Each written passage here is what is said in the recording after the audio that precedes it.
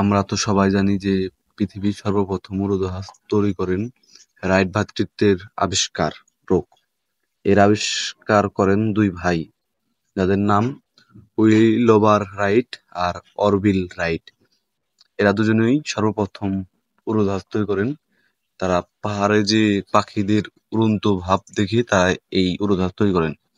1903 সালের 17ই ডিসেম্বর প্রথম নিয়ন্ত্রিত, শক্তিসম্পন্ন ও বাতাসের চেয়েও ভারী, স্বস্তি ও মানুষ বহনযোগ্য উড়োজাহাজ তৈরি করেন।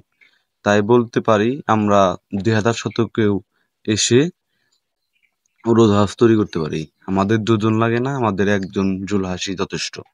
বলছিলাম বাংলাদেশের যুবক বা মানিকগঞ্জের কৃতি সন্তান জুলহাসের কথা। তিনি কয়েকদিন আগে একটি উড়োজাহাজের মডেল তৈরি করেন এবং তা তিনি উড়াতে সক্ষম হয়েছে। মাটি থেকে 10 থেকে 15 হাত উপরে উঠতে এই উড়োজাহাজ সক্ষম। আর তিনি তার ফেসবুক পেজে এসে বলেন যে আপনারা দেখেছেন যে আমি এই উড়োজাহাজ কি পরিমাণ উপরে উঠাতে পারিছি।